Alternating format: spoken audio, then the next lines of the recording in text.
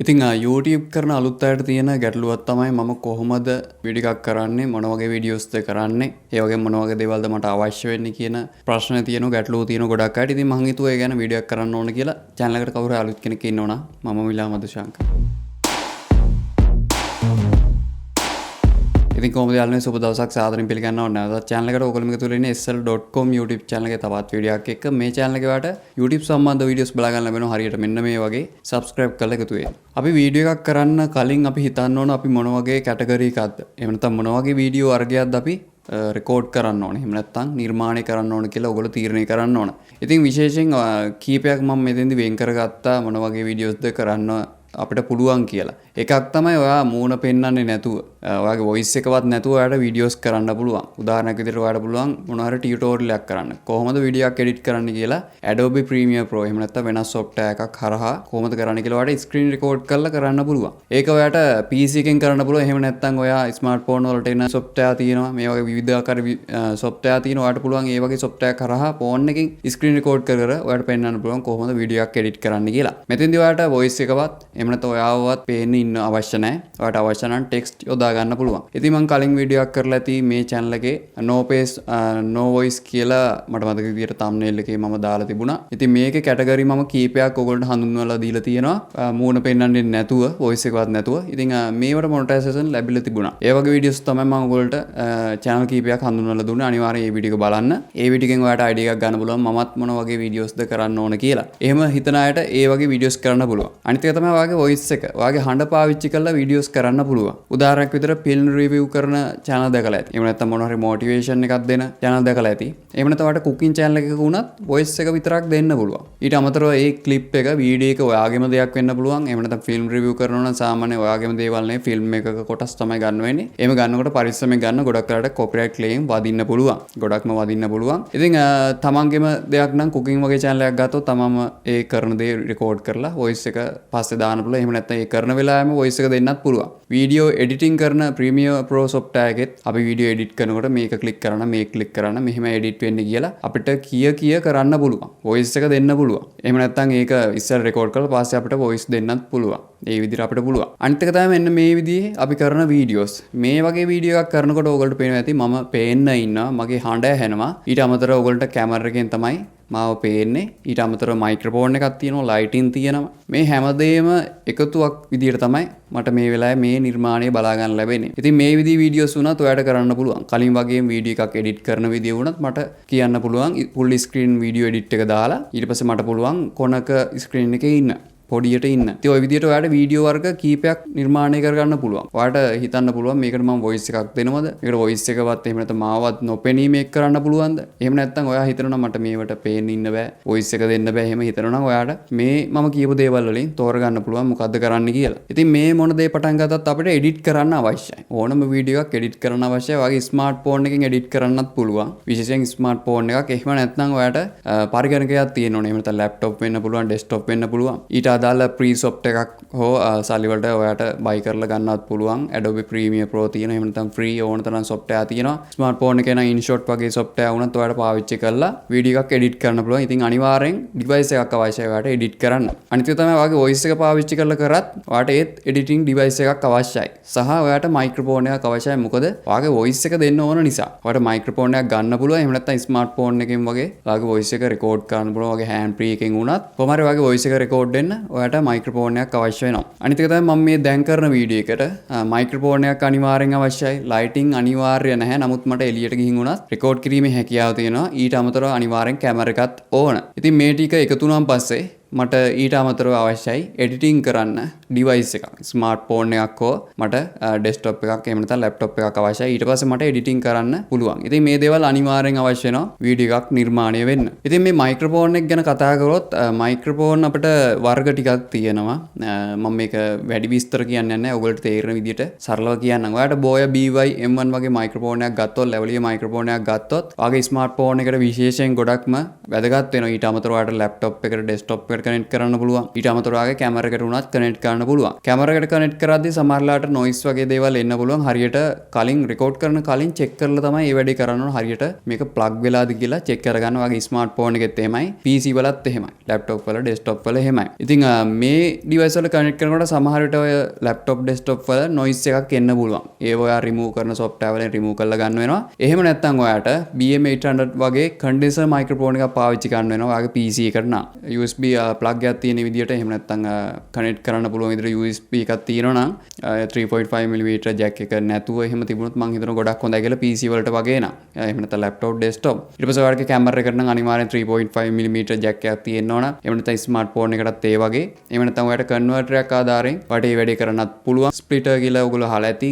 ඒකට පුළුවන් අපිට 3.5mm ජැක් එක ගැහුවම පස්සේ අනික් කොන USB විදියට තියෙනවා. ඔයාගේ ලැප්ටොප් එකට ඩෙස්ක්ටොප් එකට උනත් සම්බන්ධ කරන්න පුළුවන්. ඒක සවුන්ඩ් කාඩ් එකක් විදියට තමයි තියෙන්නේ. ඉතින් ඒක පාවිච්චි කරලා ඔයාලට පුළුවන් මයික්‍රොෆෝන් එක කනෙක්ට් කරගන්න. ඉතින් අනිත් දේ තමයි ෂොට්ගන් මයික්‍රොෆෝන්. ඔයාලට DSLR කැමරා එකකට, මිරර්ලස් කැමරා එකකට එහෙම නැත්නම් වෙන ඕනම කැමරා එකකට මේක සම්බන්ධ කරන්න පුළුවන්. 3.5mm ජැක් එකක් තියෙනවා. ඔයාලට මේ දැන් පේන විදිහට මයික්‍රොෆෝන් එක සම්බන්ධ කරන්න පුළුවන් ස්ටෑන්ඩ් එකක් කරහා සහ ඉතින් මම මේක ටිකක් දුරින් තියාගෙන ඉන්නේ වයර් එකක් කරහා. මොකද මේකට ඉන්න වයර් එක ගොඩක් පොඩි. මම මේ ගැනත් වීඩියෝ එකක් කරා. ඉතින් ඒ හරහා මම කැමරා එකට සම්බන්ධ කරලා තියෙන්නේ. ඉතින් මේ මයික්‍රොෆෝන් එකෙන් මගේ අවශ්‍ය දේ කරනවා. මගේ වොයිස් එක රෙකෝඩ් වෙනවා. ඒක නිසා ගැටලුවක් නැහැ. ඔයාලට ඕනම මයික්‍රොෆෝන් එකක් පාවිච්චි කරන්න පුළුවන්. ඊට අමතරව ඔයාලට වයර්ලස් මයික්‍රොෆෝන් බලා ගන්න පුළුවන්. බෝය වල තියෙනවා. එහෙම නැත්නම් ඔයාලට රෝඩ් වල තියෙන හොඳ බ්‍රෑන්ඩ් එකකින් ඔයාලට එහෙමත් ගන්න පුළුවන්. කොහොම හරි ඔයාගේ වොයිස් එක රෙකෝඩ් වෙන්න ඕන. ඉතින් ඔයාලට ලැවලිය මයික්‍රොෆෝන් එකක්, එහෙම නැත්නම් කන්ඩෙන්සර් මයික්‍රොෆෝන් එකක්, එහෙම නැත්නම් වයර්ලස්, එහෙම නැත්නම් ෂොට්ගන් මයික්‍රොෆෝන් එකක් මේ ඕනම මයික්‍රොෆෝන් එකෙන් ඔයාලට වොයිස් එක රෙකෝඩ් කරන්න පුළුවන්. මතක තියාගන්න ඔයාගේ අදාළ දෙයට අදාළ දේම ගන්න. ඔයාගේ ස්මාර්ට් ෆෝන් එකද, කැමරා එකද,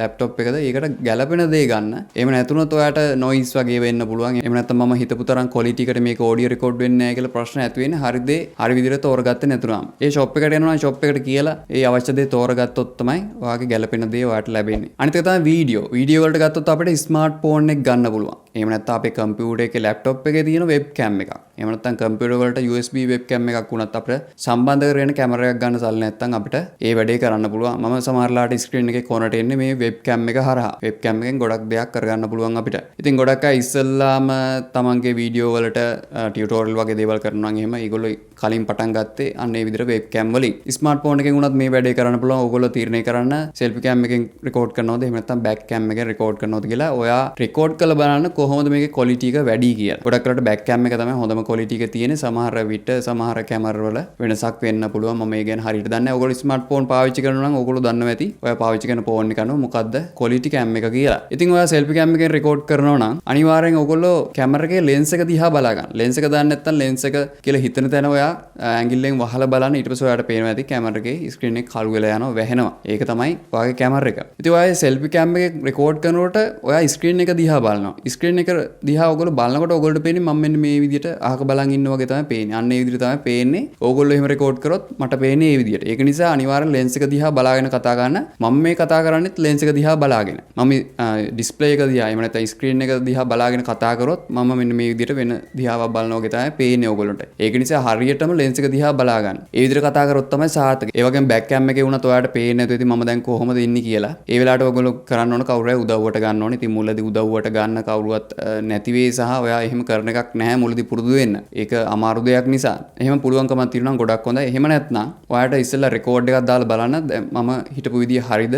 වොයිස් එක වැඩ කරනවද? මයික්‍රොෆෝන් එක කනෙක්ට් කරලා බලන්න වැඩ කරනවද? මේ ටෙස්ට් කරලා බලන්න පළවෙනි ක්ලිප් එක. පළවෙනි සැරේ ඔයා ටෙස්ට් කරලා බලන්න. නැත්නම් වීඩියෝ එක රෙකෝඩ් කරලා ඉවරනා දෝෂ තිබුණොත් එහෙම ඔයාලට රෙකෝඩ් කරන්නත් එපා වේවි. මුලදී නම් ඔයා ඕන තරම් රෙකෝඩ් කරායි පළවෙනි වීඩියෝ එක නිසා. නමුත් ටික කාලයක් යනකොට අනිවාර්යෙන් එහෙම ප්‍රශ්න ඇති වුණාම කම්මැලි නැවත ඒක කරන්න. මොකද ඒක අමාරුවෙන් කරපු නිසා. අනිත් එක තමයි ඔයාලට කැම්කෝඩර් එහෙම නැත්නම් GoPro කියලා තියෙන කැමරා වර්ග එහෙම නැත්නම් වීඩියෝ කැමරා තියෙන එහෙම නැත්නම් DSLR මිරර්ලස් කැමරා තියෙන මේ මොන කැමරා එකෙන් වුණත් අපිට වීඩියෝ රෙකෝඩ් කරන්න පුළුවන්. අපිට වීඩියෝ එකක් රෙකෝඩ් කරන්න අවශ්‍යයි. ඉතින් ක්වොලිටි එක ගැන ලොකුවට හිතන්න එපා මුලදී. මොකද එකපාරට අපිට අවශ්‍ය දේවල් ගන්න පුළුවන් නම් මම හිතන්නේ YouTube එක කර ඉඳී කියලා ගොඩක් අය. එහෙනම් පුළුවන් නම් ගොඩක් හොඳයි. ඒ කැමරා වගේ දේවල් අරගෙන පටන් ගන්න. හැබැයි ඒ වියදම් කරපු සල්ලි ඔයා හිතන විදියට ඉක්මනට ලැබෙන්නේ අවුරුදු ගාණක් යයි සමහරට 4-5ක් යන්නත් පුළුවන්. ඒක නිසා ඒක මත තියාගෙන තියෙන දේවල් වලින් රෙකෝඩ් කරන්න. DSLR කැමරාවක් වගේ රෙකෝඩ් කරනවා නම් ඒ වගේ කැමරාවක අනිවාර්යෙන් සෙටින් හදන විදිහ ඒ වගේ දේවල් බලා ගන්න, ඒවා දැනගන්න. ඒ වගේම අනිත් කැමරා වලත් ඒ විදිහට දැනගන්න. වීඩියෝ එකක් එඩිට් කරන විදිහ ඔයාගොල්ලෝ ඉගෙන ගන්න ඕන අනිවාර්යෙන්. ඒ ගැන ඔයගොල්ලෝ දන්නේ නැත්නම් Creative Art LK කියලා YouTube channel එකක් තියෙනවා. එයාගේ හොඳයි වීඩියෝස් ලංකාවේ කෙනෙක් කරන්නේ. ඉතින් මම දන්න channel එකක් නිසා මම ඒක කිව්වේ. ඉතින් ඔයාලට පුළුවන් මේ වගේ channel එකක් හෝ වෙනත් channel එකක් හොයාගෙන Photoshop උනත් thumbnail හදන විදිය උනත් tutorial බලලා ඔයාලට ඉගෙන ගන්න පුළුවන්. මූලික දැනුම හදා ගන්න අපි උනත් මුලදී වීඩියෝස් බලලා තමයි ඉගෙන ගත්තේ. අනිත් එක තමයි ලයිටිං. දැන් මම මේ පාවිච්චි කරන soft box එක. ඉතින් මේක මම ඒ දවස්වල ගන්නකොට නම් ටිකක් අඩුයි. දැන් නම් ගොඩක් මිලයි. මේක ඔයාට online order කරන්න පුළුවන් හොඳ soft box තියෙනවා. ඉතින් මේ CRI යගේ තියෙන හොඳ බල්බ් එක ඔයාට ගන්න පුළුවන් නම් ගොඩක්ම හොඳ quality වීඩියෝ එකක් ගන්න පුළුවන්. ඔයාගේ සමහරට ස්මාර්ට්ෆෝන් එක රෙකෝඩ් කරත් සුදු ගතියක් ඒවි. ඒකට හේතුව තමයි ඔයාගේ ආලෝකය. ඔයා කැමරේ කොච්චර හොඳ උනත් ලයිටිං හොඳ නැත්නම් ඔයාගේ වීඩියෝ එකේ සුදු ගතියක් එනවා, quality එක අඩු වෙනවා. ඉතින් ගැළපෙන දේවල් ඔක්කොම ඔයාට එකපාරට හොයාගන්න බැරි වෙයි. නමුත් ඔයාට CFL බල්බ් එහෙම නැත්නම් LED බල්බ් වගේ හොයාගන්න පුළුවන්. එහෙම නැත්නම් soft box එකක් උනත් ඔයාට හදාගන්න පුළුවන්. එහෙම හදාගෙන හරි ඔයා ඒ වැඩේ කරන්න. හැබැයි ඔයාගේ ඇස් මට්ටමේම soft box එක ලයිට් එක තියාගන්න එපා. එතකොට අමුතු කල එකක් තමයි එන්නේ. ඒක මට දැනෙච්ච දෙයක්. සමහරට තව කෙනෙක්ට ඒක එහෙම නොවෙන්න පුළුවන්. පොඩ්ඩක් ඇස් මට්ටමට වඩා ටිකක් උඩින් තියාගන්න බලන්න. ඊට පස්සේ හොඳ quality වීඩියෝ එකක් ලැබෙයි. එහෙම නැත්නම් ඔයාට කෙලින්ම එළියට යන්න පුළුවන්. එළිය තමයි හොඳම එළිය. ඔය කිසිම බල්බ් එකකට බෑ ඒ එළියට සමාන කරන්න. මොකද ඒක හොඳටම කලර්ස් දෙන හොඳම එළිය. මම හිතනවා ස්මාර්ට් ෆෝන් එකෙන් වගේ රෙකෝඩ් කරනවා නම් එළියට ගියා නම් දෝංකාර වගේ දේවල් ඇහෙන්නේ නැහැ. මගේ මේ කාමරේ නම් දැන් ඇහෙනවා. මොකද මේක හැම පැත්තෙම දොරවල් වැහිලා, ජනෙල් වැහිලා, සිවිලිම තියෙනවා. ඊට පස්සේ බඩු මුට්ටු අඩුයි. එතකොට දෝංකාරය වැඩි. ඒක නිසා තමයි මේ දෝංකාරය. මට එළියට ගිහින් රෙකෝඩ් කරා නම් මේ ප්‍රශ්නේ නැහැ. හැබැයි කුරුල්ලන්ගේ සද්දේ, උලංගේ සද්දේ වගේ තියෙනකොට ඒක පොඩි බාධාවක් වෙනවා. නමුත් ඒක බෑග්ග්‍රවුන්ඩ් මියුසික් එකක් වගේ දාලා ඒක අපිට වහන්න පුළුවන්. අනිත් එක තමයි අපි කතාව. ඒක තමන් කතා කරලම තමයි හරියන්නේ. අමාරුවෙන් හරි කතා කරලා හදාගන්න. ගොඩක් ඔය ලොකු YouTubersලා කියනවා ඉස්සර මම කැමරා එක ඉස්සරහට ආවම ගොඩක් බය වෙලා කතා කරන්න කියලා. ඒක ඇත්තටම වීඩියෝ එකෙත් අපිට පේනවා ඒක. ඒක හැමෝම අපි පුරුදු වෙලාවත් ඒ ශේෂ්ත්‍රයේ ඉඳලා එන කෙනෙක් නෙවෙයිනේ. දැන් මම මේක වීඩියෝස් කරලා මට වෙන channel එකක් පටන් ගන්නකොට අලුත් කෙනෙක්ට හිතෙන්න පුළුවන් මෙයා හොඳට කරනවා කියලා. නමුත් මගේ අතීතේ දන්නේ මුල ඉඳපු අය. මුල වීඩියෝස් බලපු අය. කලින් channel එකේ. ඉතින් එහෙම දෝෂ තියෙනවා. හැමෝගෙම දෝෂ තියෙනවා. එහෙම වීඩියෝ කරලා තමයි ඉගෙනගෙන හොඳ තත්ත්වයට එන්නේ. ඉතින් ඕගොල්ලෝ හිතනවා ඉතින් කොහොමද මට මේ වගේ වචන එන්නේ කියලා කතා කරන්න. දැන් මම මගේ ළඟ තියෙන පොතක් තියෙනවා. ඒක තමයි මම ලියාගන්නේ. ඉතින් ඒකේ ලියපු දේවල් මම ටිකක් කියාගෙන යන්නම් කොහොමද ලියලා තියෙන්නේ කියලා. ඉස්සෙල්ලා මම ඒක ලියලා තියෙනවා මොකක් ගැනද කතා කරන්න කියලා. ඊට පස්සේ මම ඉන්ට්‍රෝ කියලා ලියලා තියෙනවා. ඉන්ට්‍රෝ එක දානවා ඊට පස්සේ මම පිළිගැනීමක් කරනවා. ඊට පස්සේ මම කතා කරනවා වීඩියෝ වර්ග මොනවද කියලා තමයි මම ඔයගොල්ලෝ මේ වීඩියෝ එකෙන් පටන් ගත්තේ. ඉතින් ඒක මම සටහන් කරලා තියෙනවා. ස්ක්‍රීන් රෙකෝඩ් කරනවා, වොයිස් ඕවර් කරන, පේස් කැම් මේ විදිහට තියෙනවා. ඊට පස්සේ මම මයික්‍රොෆෝන් කියලා සටහන් කරලා තියෙනවා, වීඩියෝ කැමරා කියලා තියෙනවා, ලයිටිං කියලා, ස්ක්‍රිප්ට් කියලා සටහන් කරලා තියෙනවා. ඉතින් එහෙම සටහන් කරලා තමයි මේ අදාළ කරුණු හරහා මම කතා කරන්නේ. හසින් අමතක වෙනකොට ටක් ගාලා බලනවා. දැන් මම මොකද කතා කරන්න ඕන කියලා. අවසානයේ තියෙන ස්ටුඩියෝ කියලා. ස්ටුඩියෝ කියලා මම සටහනක් දාලා තියෙනවා. ස්ටුඩියෝ කියන්නේ දැන් මම මේ කතා කරන රූම් එක මට ස්ටුඩියෝ එක කියලා ගන්න පුළුවන්. එහෙම නැත්නම් ඔයාලට එළිය රෙකෝඩ් කරන්න පුළුවන් කිසිම ස්ටුඩියෝ එකක් නැතුව. ස්ටුඩියෝ කියලා මේ කිව්වට අතන මම මේ නිදාගෙන කාමරේ මේකේ මම බෑග්ග්‍රවුන්ඩ් එකක් මට ලස්සනයි කියලා හිතන විදිහට හදලා තියෙනවා. ඊට පස්සේ මම ගැළපෙන විදිහට ඔගොල්ලෝ පේනවා ඇති මෙතන ප්ලාස්ටික් ගහක් තියෙනවා. ඉතින් මේ වගේ දේවල් ඔන්ලයින් ඔයාලට ඕඩර් කරලා ගන්න පුළුවන්. ඉතින් මේ වගේ මට හිතෙන විදිහට වෙනස්කම් කරලා තියෙනවා. ඉතින් මේ ගහ උස නැති නිසා මම බොක්ස් එකක් උඩ තියලා තියෙන්නේ කැමරාවේ බොක්ස් එක. ඉතින් ඒ විදිහට අවශ්‍ය විදිහට හදා ගන්න පුළුවන්. ඒක මගේ කලින් වීඩියෝස් බැලුවොත් ඔයගොල්ලෝ පේනවා ඇති අල්මාරියක් පැත්තකින් පේන්න තියෙනවා. ඉතින් ඒ වගේම අනිත් පැත්තේ කම්පියුටර් එක තියෙනවා. ඒකේ ඉන්ට්‍රෝ එකක් ප්ලේ වෙන. ඒ වගේ තිබුණා. ලයිටිං පිටිපැත්තෙන් තිබුණා. ඊට පස්සේ වීඩියෝස් වල මගේ බෑග්ග්‍රවුන්ඩ් එකේ කලර් දෙකක් තිබුණා. ගොඩක් අය කිව්වා ලස්සනයි කියලා. ඉතින් ඔයගොල්ලෝ මගේ මුල් වීඩියෝස් ඉඳන් බලන් ඉන්නවනම් ඒ වෙනස ඔයගොල්ලෝ බලා ගන්න පුළුවන් කොහොමද මම වෙනස් වුනේ කියලා. ඉතින් ඔයගොල්ලොත් ඒක බලලා ඉගෙනගෙන වෙනස් වෙන්න. ස්ටුඩියෝ කියලා එහෙම අවශ්‍ය නැහැ. ඔයාලට එළිය වුණත් රෙකෝඩ් කරන්න පුළුවන්. මුලදී ගෙදර ආයෙද්දි කතා කරන්න බැරි නම් නැති වෙලාව බලලා හරි වීඩියෝ හදලා පුරුදු වෙන්න. ඉතින් මම හිතනවා YouTube එකට අලුතෙන් එන්න ඉන්න අය හෝ ආපු අය එහෙම නැත්නම් මේ දෙගොල්ලටම මේ වීඩියෝ එක පොඩි හරි උදව්වක් වෙයි කියලා. මොකද මම මේ දේවල් උඩින් කියාගෙන ගියාට මම මේක ඉදිරියට වීඩියෝ වශයෙන් වෙනම කතා කරන්න බලාපොරොත්තු වෙනවා. ඉතින් වීඩියෝ එක හදන අනිවාර්යයෙන් like එකක් දාන්න, subscribe කරපු නැති කෙනෙක් ඉන්නවනම් subscribe කරලා එහා තියෙන bell icon click කරොත් ඔයාලට පුළුවන් මේ වගේ වීඩියෝස් ඉදිරියට නරඹන්න. ඒ වගේම කමෙන්ට් කරන්න පහළ කමෙන්ට් section එකේ මේ පිළිබඳව මොන හරි ගැටලුවක් ආවොත් අනිවාර්යෙන් කමෙන්ට් එකක් දාන්න. මට වෙලාවක් තියෙන වෙලාවක reply එකක් දාන්නම් අනිවාර්යෙන්ම. එහෙම නැත්නම් අනිවාර්යෙන් වීඩියෝ එකකින් හරි ඔයාලට ඒක මම කියලා දෙන්නම්. ඒ වගේම share කරන යාළුවෝ අතර ඔයගොල්ලෝ කැමති කැමති නම් මේ වීඩියෝ එක වැදගත් වෙයි කියලා හිතනවා නම් මේ වගේ තවත් වීඩියෝ එකකින් හමුතුරු සුබ දවසක්. අපි ඊළඟ වීඩියෝ එකකින් හමු වෙමු.